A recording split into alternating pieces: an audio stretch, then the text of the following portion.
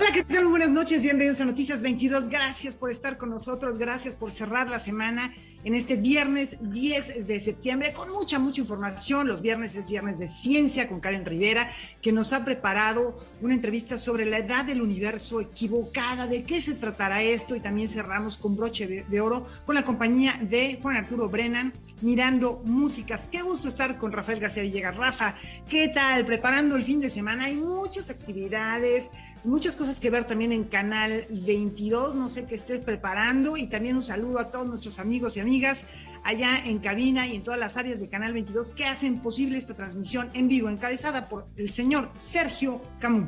¿Cómo está, Rafa? Muy contento de saludarte, mi querida Laura, ya como bien dices, arrancando el fin de semana, y aparte de todo lo que hay que ver y escuchar, se están acumulando los libros, hay que darle salida y paso a la lectura para que no se empiecen a empolvar. Y vamos a arrancar hoy con una efeméride que está más vigente que nunca. Comentábamos hace unos días el retiro de las tropas estadounidenses de Afganistán, esta invasión que se dio después de que un 11 de septiembre, un día como mañana, hace 20 años, pues se suscitaran estos atentados a las Torres Gemelas en Nueva York, al World Trade Center de Nueva York, que hubieran cambiado la historia y la faz del mundo. Antes de dar paso a la información, hola a Laura Regis en la traducción de lengua de señas mexicana, y ahora sí nos vamos a platicar sobre esto que ha pasado y cómo se ha marcado la historia a 20 años de distancia.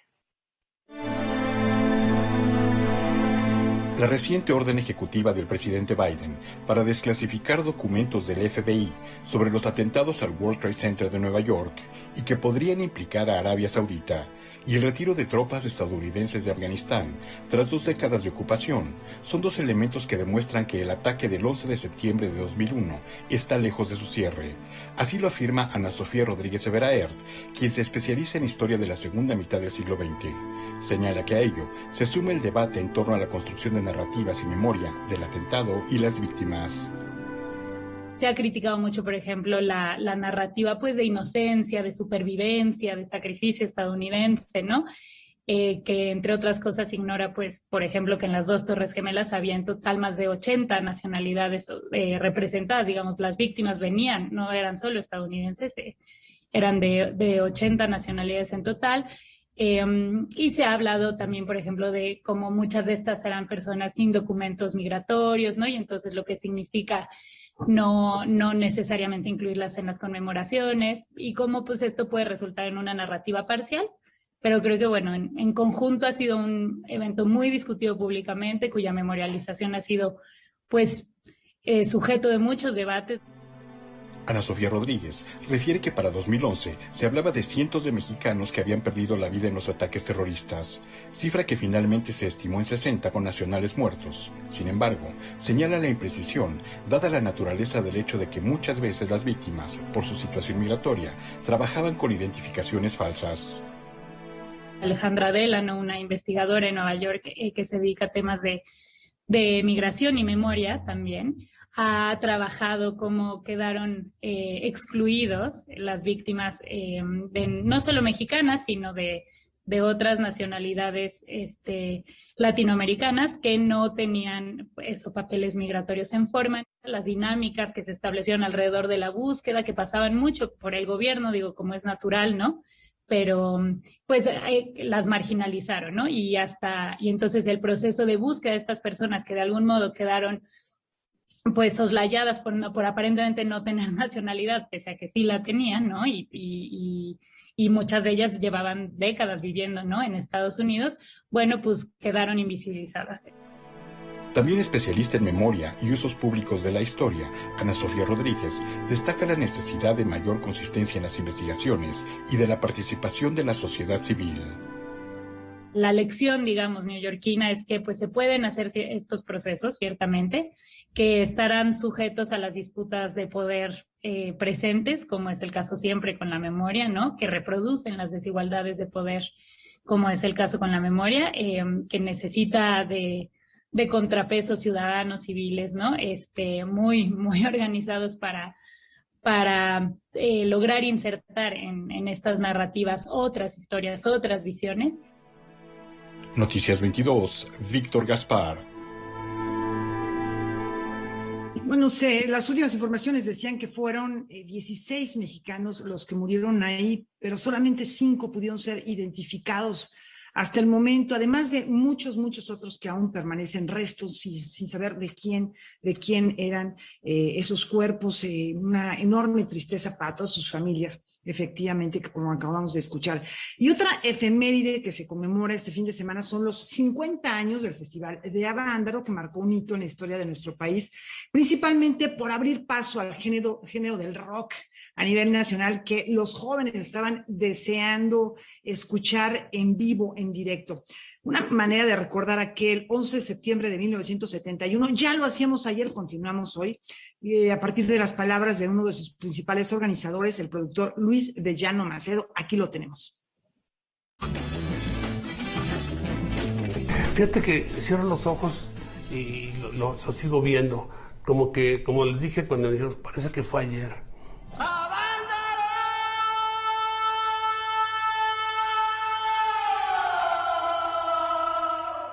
Trasladémonos al 11 y 12 de septiembre de 1971.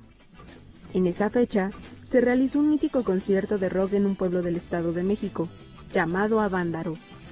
Un evento masivo que ha trascendido no solo por su relevancia musical, sino por su contexto. Luis de Llano Macedo fue uno de los productores de este concierto y plasma sus memorias en el libro Avándaro, 50 años, cuando el rock mexicano perdió su inocencia, editado por Ediciones Delirio.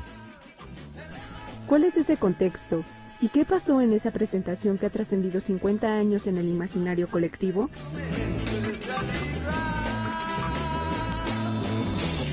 Ya había pasado obviamente la Olimpiada y pasó lo del 68. Entonces me encuentro yo al final de los 60 con una juventud que tuvo una década muy difícil.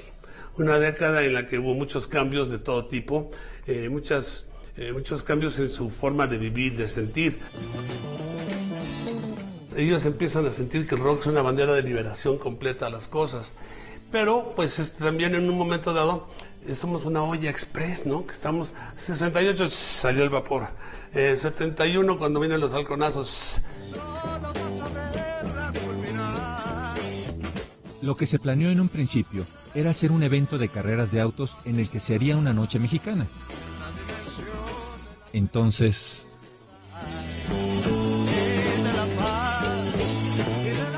le dije yo a ellos, ¿y qué tal si contratamos a alguien que en lugar de hacer una noche mexicana, le hacemos una noche de rock? Y les gustó la idea. Entonces ellos por su lado empezaron a hacer lo suyo y yo por lo mío. Fuimos a hacer un scouting, como llamamos nosotros. Llegamos al lugar, era un valle precioso, que estaba el club de golf y el valle, no había ni una casa todavía en esa parte del fraccionamiento Avándaro, ¿no? Es increíble una reunión de más de 250,000 chavos por razones no políticas, donde no hubo un asalto, una violación, una pelea. Eso es como que es asombroso. Es como posible que se logró esa hermandad entre toda esta gente.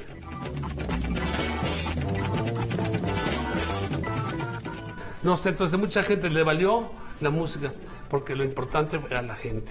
La gente para mí se volvió el público de verdad del festival. Eso fue el alma de todo.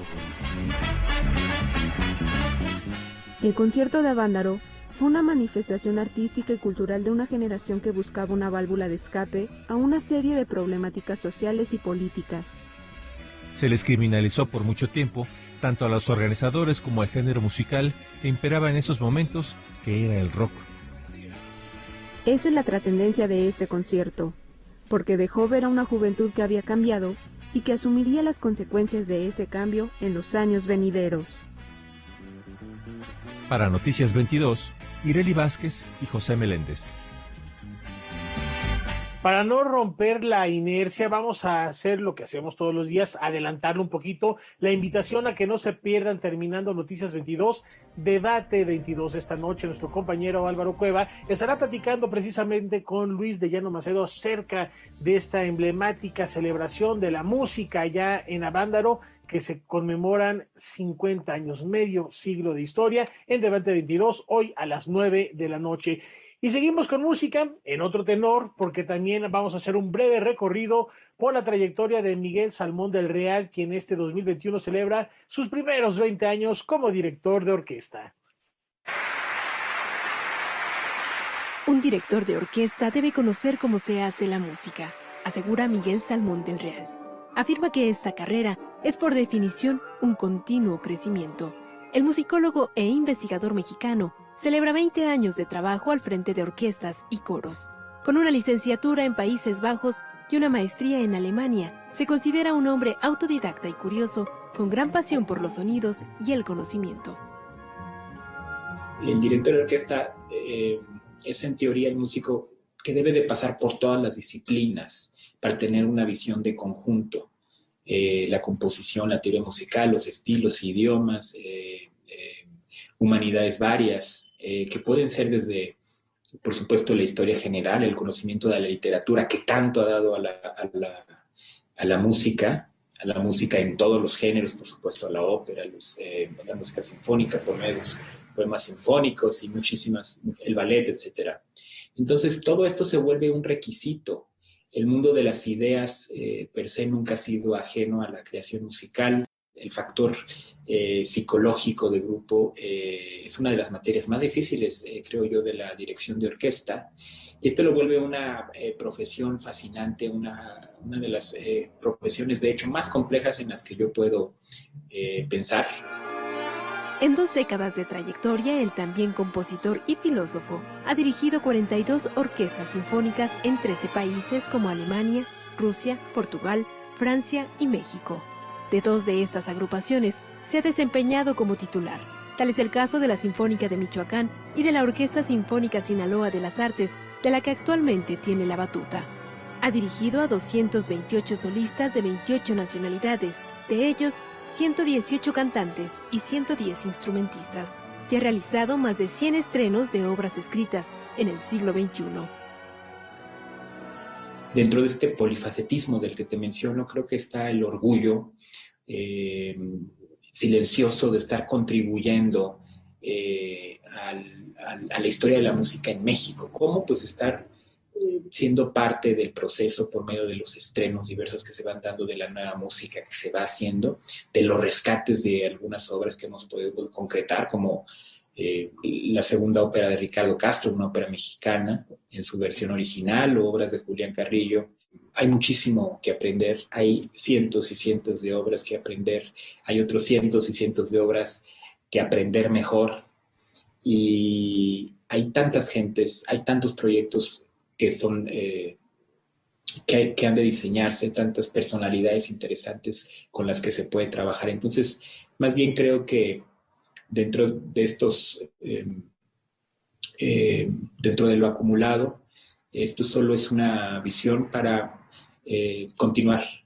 Me gusta mucho decir que la divulgación cultural también debe estar cerca de la tarea del director de orquesta, porque en México ha de ser también un educador.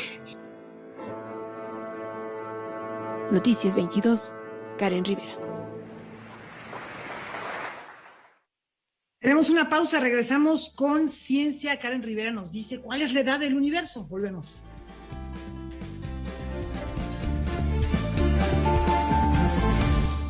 Desde hace tiempo, la comunidad científica calcula que el universo tiene alrededor de 13.8 millones de años, pero una investigación reciente podría revelar que el cosmos es mucho más joven de lo que se piensa. Sobre esto nos platica esta noche Karen Rivera en Liminal, la ciencia en movimiento.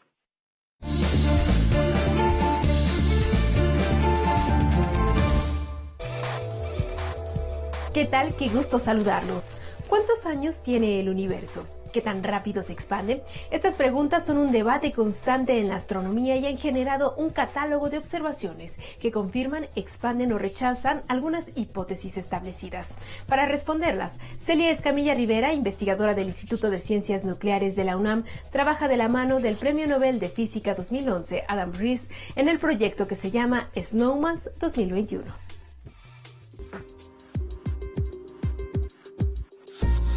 Pensábamos, nace aproximadamente 10 años, que el universo tenía 13.8 mil millones de años, y ahora resulta que no, ahora resulta que tiene una edad mucho menor. Entonces, este gran descubrimiento, este gran número que estamos encontrando, necesitamos probarlo, como pasa con la teoría de la relatividad general de Einstein. Nosotros vamos a comprobar si efectivamente estamos haciendo bien los cálculos, si esa regla que diseñamos es correcta o si estamos cometiendo un error. A partir del Big Bang, considerado el origen del cosmos, el universo se expande y lo hace de una manera acelerada. Que se considere más joven o más viejo se debe a los cálculos que se realizan sobre la velocidad de su aceleración. Una de las técnicas de medición más empleada es lo que se conoce como escalera cósmica, es decir, a partir de una distancia base se calcula la distancia de objetos más lejanos y cada uno de ellos representa un escalón hasta llegar al universo temprano. Así, con ayuda de una fórmula, se puede calcular el tiempo de su nacimiento. Nuestras investigaciones han sugerido que probablemente esa regla tenga mucho error. Hay bastante error detrás de la medición de estas famosas supernovas, lo que nos lleva a un número que no coincide con lo que ya estaba reportado en la literatura, ¿no? Un número que indica que el universo parece ser más joven. La propuesta de Celia Escamilla Rivera, jefa del Departamento de Gravitación y Teoría de Campos en el Instituto de Ciencias Nucleares de la UNAM, y de su equipo de trabajo, se basa en calcular la velocidad con la que se expande el universo a partir de dos métodos. El primero, estudiando la radiación de fondo de microondas, es decir, la luz más antigua del cosmos. Estamos pensando que a lo mejor sea que el universo en verdad tenga alrededor de 9.000 millones de años. Entonces es bastante menor en comparación a esos 13.8 mil millones de años del que hablaba. Falta mucho por entender en dos grandes rubros en la ciencia, que es la teoría, lo cual nos lleva a pensar que probablemente la relatividad general de Einstein tenga por ahí una pata coja que hay que acomodar con muchas herramientas matemáticas. Entonces, esa podría ser una gran solución a este problema. Y la otra sería ahora tomar en consideración las mediciones que estamos haciendo, que nuestros telescopios están funcionando con una calidad concisa, que los filtros en verdad estén totalmente pulcros, porque esto también afecta a nuestras observaciones. Nuestros cálculos pueden ser correctos, los que nos llevaría a un gran descubrimiento, ¿no? Que es concebir una nueva edad del universo, una nueva regla, una nueva escalera cósmica y una manera de medir distancias en el cosmos. Eso es bastante interesante actualmente para nosotros los cosmólogos.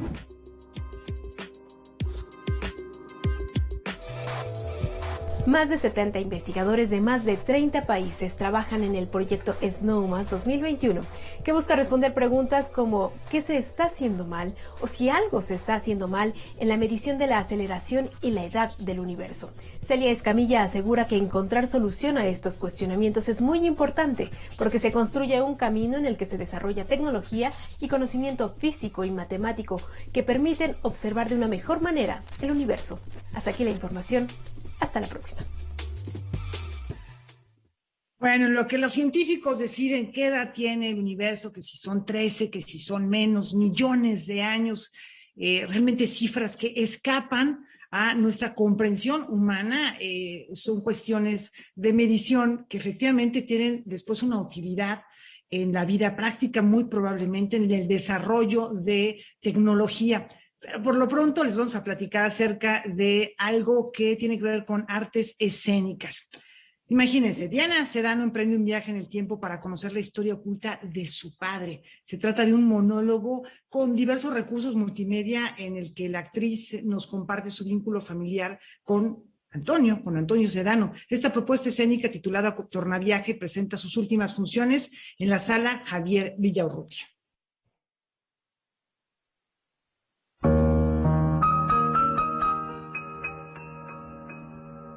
Una mujer que busca la verdad sobre su progenitor, un viaje al pasado y el encuentro con una familia desconocida son los caminos que se pueden recorrer en el monólogo Tornaviaje, escrito e interpretado por la actriz Diana Sedano. Y no podía revelar mi identidad.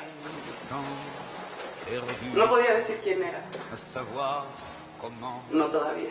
Y el tornaviaje es la búsqueda por entender ese lugar paterno que nos duele y que al mismo tiempo nos apasiona y y básicamente está en torno a eso. Entonces es un viaje que se hace a Santander, que es la tierra de origen del padre, para reconectar con una familia. Hay un vínculo fuerte, amén del filial, hay un vínculo artístico fuerte. El padre es un artista, un pintor, que pinta obsesivamente paisajes sobre Santander, que es una tierra que él dejó hace mucho tiempo.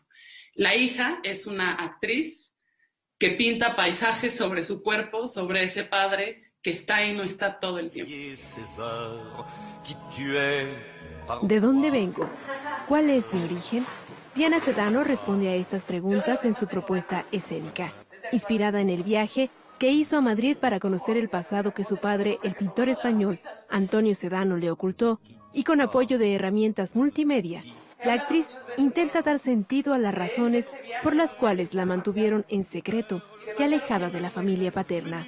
El montaje se viste con elementos escenográficos que van desde pinturas de paisajes de Santander hasta fotografías de ella en la península ibérica. Masi, el mayor, él ya murió.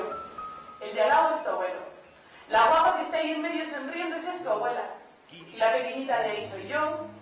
Y hombre, tu padre. Esta obra nace de una experiencia personal y de mi propia relación con mi padre, y con el enorme enigma que me representa, con su misantropía, sus deseos raros, su enorme pasión por la vida y por el arte, y su ser absolutamente solitario, ¿no? Que es algo que siento que a todas las artistas de repente nos puede aterrar sobre nuestra condición. O sea, necesitamos terminar así de solos, y si la soledad es algo malo necesariamente, ¿no? Pienso en lo tentador de la idea de irse, a inventarme una nueva vida, a un lugar donde nadie sepa quién soy. En realidad es una obra simple en su dispositivo, pero que yo sí considero que es compleja en el viaje interior al que invita a los y las espectadoras. Porque curiosamente partir de la historia personal, como decía Lorca, es una manera de conectar con la universalidad, ¿no? Bueno, yo he escuchado decir a alguien que el tío Toño tenía una familia, ¿no? Pero bueno, se quedó en eso. Tornaviaje podrá verse hasta el 12 de septiembre en la sala Javier Villaurrutia del Centro Cultural del Bosque. Lo que más tengo ganas es de actuar de mi papá. Noticias 22, Karen Rivera. Cambiando de tema, capitalismo y patriarcado, ¿cómo afecta esto en el cáncer y sus mitos? De esto reflexiona en los ecos del G Festival que les presentamos aquí en Noticias 22, la poeta y ensayista Anne Boyer. Anne Boyer acababa de cumplir 41 años cuando fue diagnosticada con un cáncer de mama triple negativo de pronóstico grave. Ella, poeta, docente, madre soltera, nacida en Estados Unidos y con cierta certeza médica, se enfrentó a un escenario donde tuvo que reformular la vida que hasta ese momento conoció, empezando por el lenguaje. Fueron las palabras de otras mujeres en la literatura que habían abordado el tema de la enfermedad, el estar enfermo y el lenguaje que la enfermedad produce, en las que encontró una puerta de entrada para poder enunciar lo que a partir de ese momento, el de conocer un diagnóstico como ese, empezaba a vivir. So one of the things about cancer, any kind of serious illness, is you're moved into a new world of language, a new vocabulary, some of it terrifying and some of it infantilizing, right? And for a poet, insulting, right? Some of the words are of course beautiful and interesting, but many of them were words I wish I had never met. And so the book was, you're right, an attempt to try to find a different language for pain, a different language for disease, that we could all be liberated from the cliches and constraints and dehumanizations that the language of cancer or the kind of standard narrative we were supposed to follow, to be liberated from all of that. Durante el proceso del diagnóstico hasta la última quimioterapia recibida, Anne reflexionó sobre lo que es ser una mujer enferma de cáncer y los mandatos sociales y económicos que recaen sobre una persona de un género específico y de una raza específica, y cómo estos condicionan su esperanza de vida o su proceso de muerte. Well, this is one of those strange contradictions about cancer, because what causes cancer we all share. So the poisoned air, water, food, the stress of contemporary industrialized life, it's a disease of modernity. So we share all of that, but then the outcomes from getting sick, these are very particular. Right? And so race has a lot to do with it in the United States. The type of cancer I had is a cancer that is predominant in African American women, which is why it's the last breast cancer to get treatments beyond chemotherapy. These impact who lives and who dies. But the truth is that these larger shared social structures determine the outcome, and it doesn't have to be that way. I mean, we may have to live with cancer, but we don't have to live with the inequality around cancer's outcomes. Anne se corre muy lejos del relato heroico para hablar de la enfermedad. Lo que leemos en Desmorir, una reflexión sobre la enfermedad en un mundo capitalista, obra merecedora del Premio Pulitzer de no ficción en 2020, cuestiona, entre muchas otras cosas, la estigmatización de un me rindo y de los mandatos de felicidad y de lucha por la vida que se asume debe adoptar una mujer que se enfrenta al cáncer de mama. I mean, in this world in which we're all supposed to be victors and we're all supposed to win at all times, recognizing the part of human life that is not victory, but that is suffering, that is exhaustion, that is pain, right? Not to valorize it, but to understand that life is like full of these incredible nuances of experience and to let ourselves live them fully. Like that's what that is, right?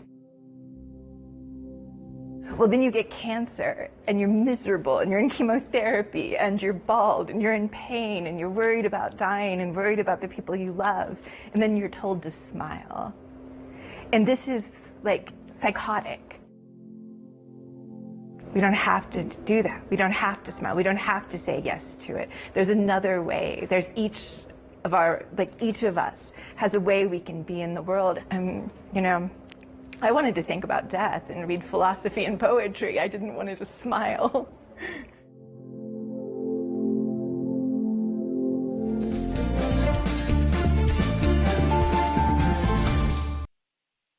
La Cineteca Nacional nos invita a la programación de Talento Emergente. Es un ciclo cinematográfico en el que se exhiben las nuevas voces, las nuevas miradas del séptimo arte. Vamos a conocer un poquito más.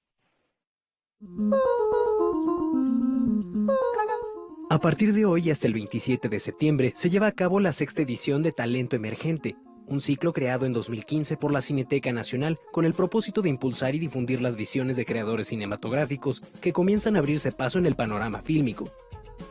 La idea fundamental era presentar nuevas voces, nuevas tendencias de cineastas, no necesariamente jóvenes.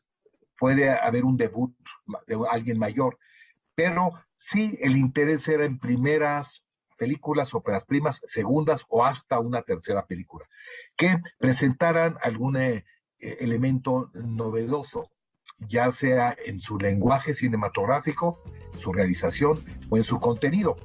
Y entonces se vuelve un termómetro muy interesante como esta temporada de Talento Emergente que vamos a tener este año. Como cada año, Talento Emergente presenta una selección de 14 largometrajes nacionales e internacionales, la mayoría de ellos producidos en 2019, antes del inicio de la pandemia. Siempre está el comentario social, películas críticas importantes que nos dan reflexiones sobre lo que está pasando en nuestro mundo. Y creo que es esta combinación de películas sociales, feministas de alguna forma, óperas primas, nos dan un panorama muy interesante. Entre las cintas que este año conforman la muestra de cine más joven de la Cineteca, se encuentran las mexicanas Blanco de Verano y Corazón de Mezquite. En el plano internacional destacan la película franco-marroquí Adam, Mujeres en Casablanca, la cinta costarricense El despertar de las hormigas y la película india Laila y los 7 cantos. Todas ellas dan cuenta desde una visión particular de las distintas realidades que viven las mujeres del mundo. Amigos, es muchas veces muy difícil decir con cuáles películas me quedo de todo este paquete de de nuestro talento emergente. Mire, yo les diría que 4 o 5 películas fundamentales. En tema social, sin duda, Nuestra Madre, la película guatemalteca, que es muy interesante, de César Díaz, y también a mí me gusta mucho la película sobre Líbano, cuando hay la ocupación israelí, es la que se llama 1982, el año que cambió el Líbano, del cineasta Muanés. Y luego, ya personalmente, yo creo que hay que seguir a nuestros cineastas. Yo creo que Blanco de Verano. Puede consultar la programación de la 6ª edición de Talento Emergente en el sitio web cinetecanacional.net. La Cineteca va bien, ahorita estamos ya muy cerca del 50% de nuestro público. Ya nos han autorizado con este nuevo, digamos, semáforo amarillo a subir quizás hasta un 70%, 75% del cupo de la Cineteca, la muestra internacional que tuvimos, ¿se acuerdan ustedes? En primavera, pues ya se presentó en 25 sedes fuera de la Ciudad de México. El foro y talento emergente son menos digamos, demandados por el tipo de cine que se presenta, pero yo te diría que calculo que cuando menos en unas 10 o 12 ciudades del interior de la República se verá talento emergente. Con información y texto de César H. Meléndez, Rodrigo Peredo, Noticias 22. Y es momento de una recomendación, invitación. No voy a decir que Canal 22 transmite Canoa este domingo a las 10 de la noche, porque no solo la transmite, estrena la versión remasterizada de esta película fundamental del cine nacional, de la autoría de Felipe Casals. Ahí está, pues, domingo a las 10 de la noche. Nosotros rescatamos de la videoteca esta charla que tuvo Julio López hace algunos ayeres con su director para entender la trascendencia de este largometraje de 1975, Canoa. Se estrena remasterizado en Canal 22.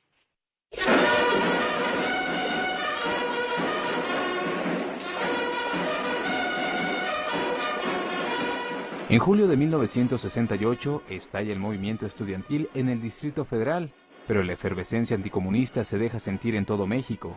Es un momento histórico del país en el que ser o parecer estudiante era lo mismo que ser delincuente.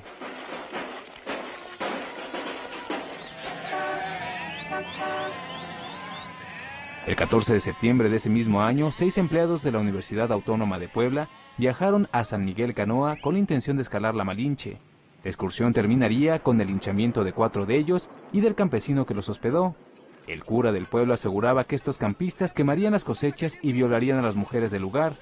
La noticia tuvo poca relevancia a nivel nacional, pero se convertiría en un presagio de lo que ocurrió 18 días después, el 2 de octubre de 1968.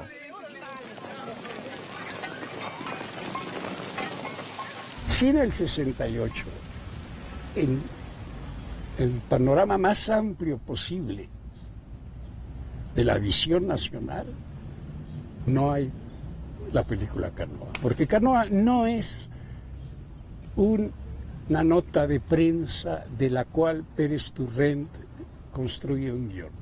Canoa es una película de terror. ¿Por qué? Porque el 68 es el terror en su máxima expresión en contra de la juventud y del renuevo generacional de todos los mexicanos. 7 años después de la masacre de Tlatelolco, Felipe Casals filmó Canoa, un largometraje que rompía con las temáticas y formas de la producción que reinaban en esa época. Canoa diluye la idílica imagen del México rural que directores como Emilio "El Indio" Fernández habían plasmado en la pantalla grande.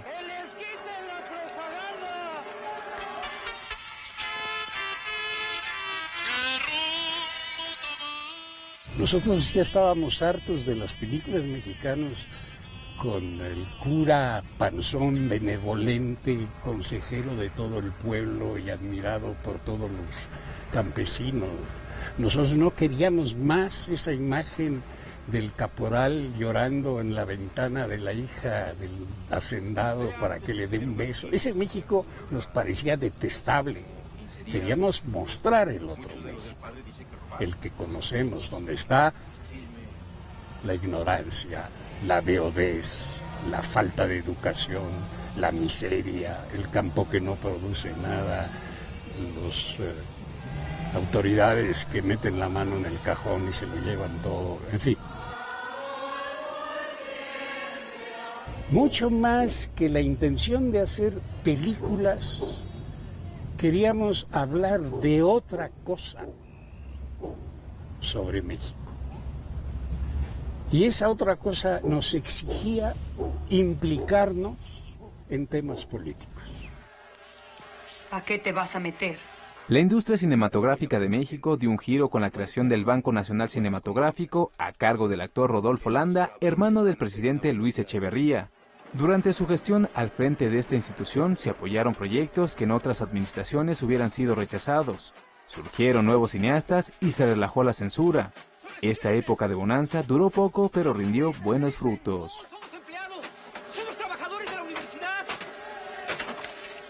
Y ahí es donde Rodolfo Echeverría y el Banco Cinematográfico dijeron, esto es responsabilidad de ustedes. No intervinieron, ni siquiera Conacine, ni siquiera el tiempo de rodaje, ni siquiera el modo de filmación.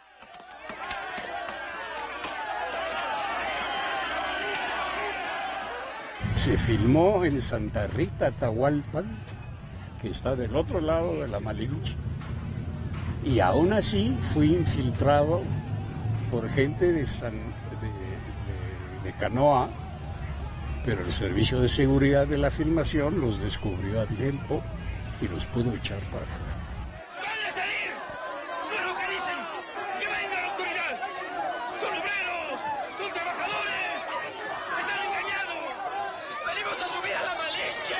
Los sobrevivientes fueron no solamente parte fundamental de la investigación histórica, de la historia en sí, sino que fueron parte directa de la preproducción y del rodaje. Una vez seleccionados los actores que interpretaban los personajes, los ensayos se hicieron en presencia de estas víctimas poblanas aquí en Churubusco para que me dijeran qué sentían, si la reacción, el comportamiento del actor era correcto a lo que ellos podían recordar. Y después en el rodaje, que para ellos fue terrible, puesto que era volverse a sumergir en un fenómeno similar al cual habían pasado, estuvieron presentes todo el tiempo. Y le decían a los actores, yo no hice esto aquí, aquí corrí, aquí me escondí, en este momento grité, en este otro momento le menté la madre a mi compañero porque me había traído. En fin, estuvieron todo el rodaje y estuvieron en el estreno, salvo uno que se suicidó en el Inter. Y luego pasaron varios años y lamentablemente otro de ellos también se suicidó. Cristianismo sí, comunismo no. Cristianismo sí, comunismo no. Cristianismo sí, comunismo no. La salvajería a la cual estuvieron sometidos, si yo la hubiera incluido en su totalidad en la película, el espectador no se queda en su asiento. Tuve que reducir la acción a las cosas soportables. Este domingo a las 10 de la noche, de no perderse, Canal 22, versión remasterizada, premier por esta señal. Tenemos una pausa, regresamos aquí en vivo. Juan Arturo Brennan con Mirando Músicas.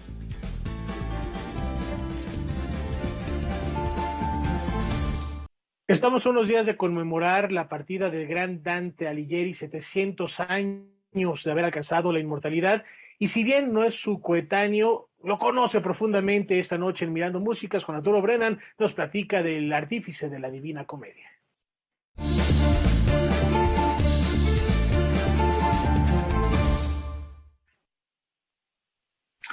Lasciate ogni speranza voi che entrate. Abandonad toda esperanza vosotros que entráis. Eso es lo que decía Dante Alighieri, que decía la puerta del infierno para recibir a aquellos desdichados que caían en el infierno.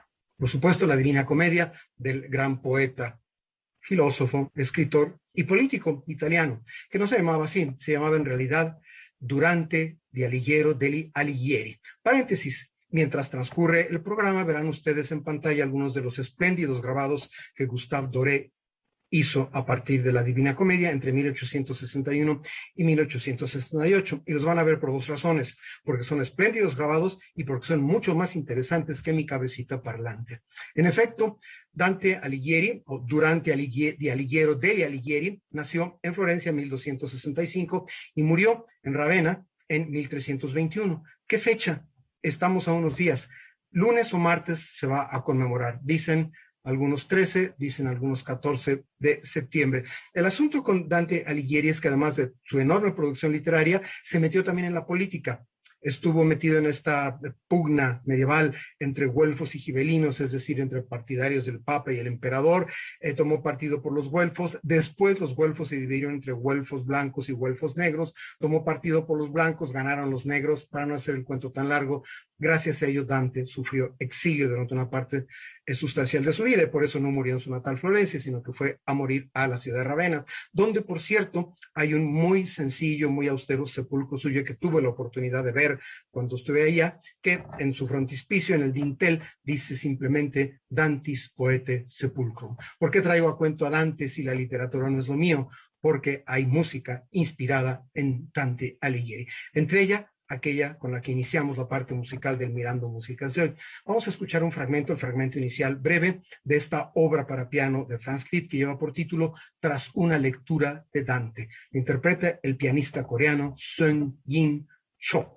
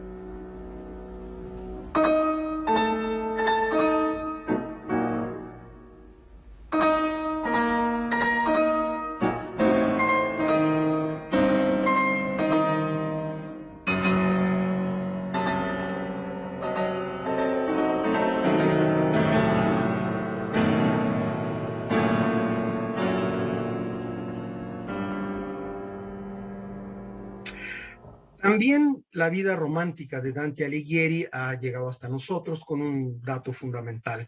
Lo casaron a fuerza con una mujer a la que no quería, de nombre Gemma di Manetto Donati, con la que tuvo 3 hijos, pero en realidad su amor imposible, su amor eterno fue la famosísima Beatriz Portinari, que está perfilada de manera muy clara en la obra de Dante Alighieri. Volviendo al asunto de la música, fíjense que estuve revisando con mucho cuidado durante estos días previos a nuestro encuentro de hoy, la literatura musicológica que hay sobre las músicas basadas en Dante.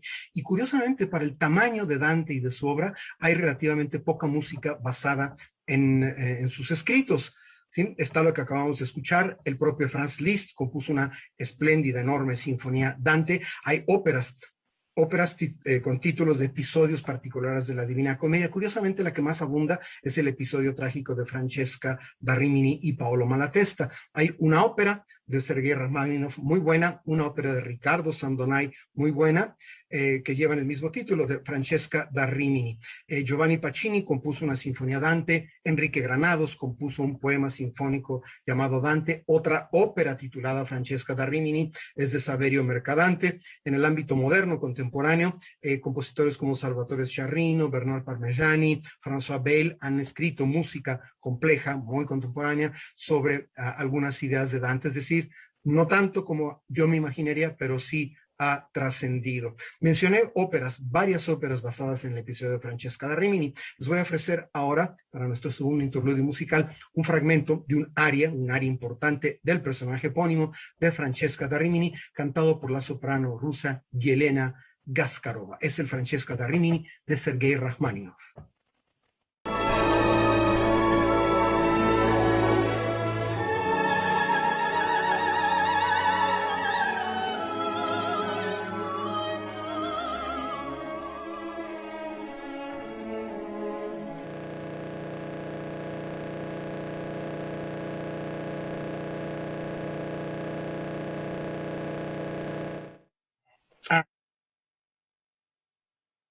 Ajá.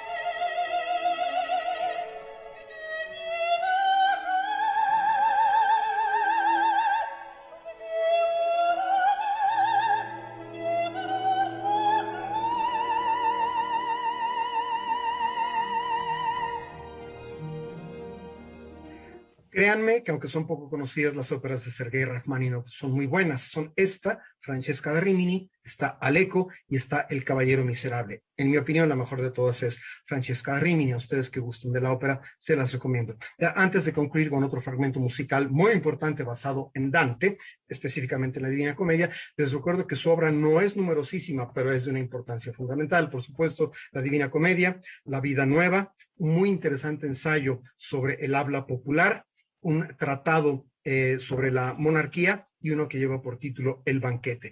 El dato fundamental de la importancia de Dante Alighieri como el gran escritor, el gran literato que fue, es que cuando abordó la creación de la Divina Comedia, decidió, decisión muy importante, escribirla en italiano y no en latín. De ahí que se considere con toda justicia la Divina Comedia de Dante di Alighiero, Durante di Alighiero degli Alighieri, como la raíz, la semilla del moderno idioma italiano en la literatura. Quisiera concluir la parte musical del programa de hoy ofreciéndoles la que, en mi opinión muy subjetiva, es la obra más poderosa y más expresiva de todas cuantas se han escrito sobre la Divina Comedia. De nuevo, el episodio es el de Francesca da Rimini y es el poema sinfónico de Piotr Ilich Tchaikovsky. Su parte final desata toda la tormenta del infierno en el que están metidos Francesca y Paolo y es realmente una obra formidable. Aquí está Francesca da Rimini de Piotr Ilich Tchaikovsky.